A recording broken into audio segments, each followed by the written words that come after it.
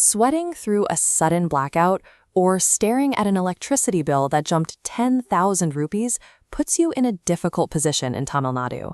Panicking or immediately threatening to sue in consumer court are often wasted efforts.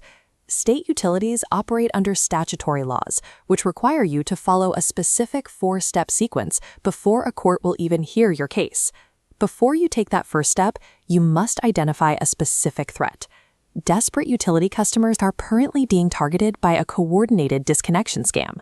Look at this comparison.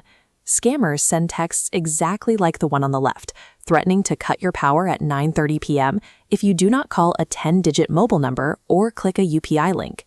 TANGEDCO staff, represented on the right, operate through official section offices and do not send threats from personal mobile numbers. Learning the official escalation protocol removes the confusion that scammers rely on. It ensures you talk to the right authorities and use the law to force a resolution. Start at level 1 of the protocol pyramid. Register your complaint through the 24/7 Minigam hotline at 94987-94987. The old 1912 number is deactivated. Service timelines begin immediately. Field staff respond to power supply issues within hours. Billing disputes have a 7-day resolution window.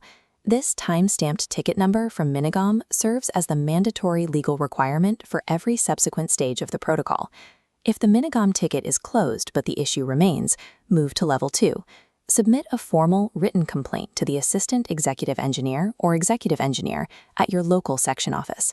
By law, these officers have 15 to 30 days to resolve escalated disputes. At this stage, you are moving beyond a call center and initiating a formal, documented dispute with the state's engineering staff. If the executive engineer rejects your claim, or if the 30-day timeline expires without a fix, you trigger level 3. This involves the Consumer Grievance Redressal Forum, or CGRF.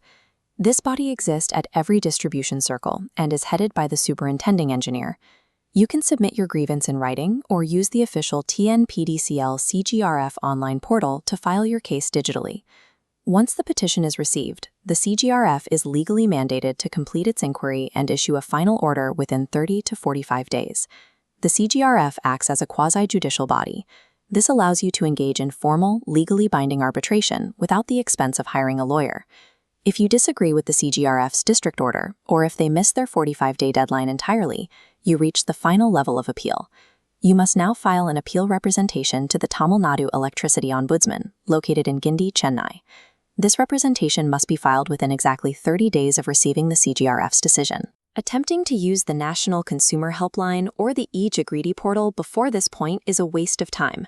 These central portals do not have jurisdiction over statutory electricity disputes until you have completely exhausted the ombudsman process. Methodical patience is your best tool. Following this exact statutory path forces the state utility into a position of accountability. The roadmap is now complete. Minigam, the executive engineer, the CGRF, and finally the state ombudsman. You are now equipped to challenge faulty meters and arbitrary billing demands using the legal process defined by the state.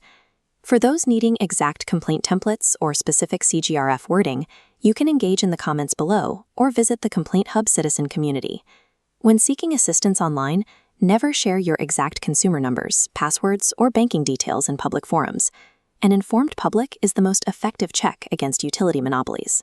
Subscribe for more tactical citizen guides, and we will see you in the next one.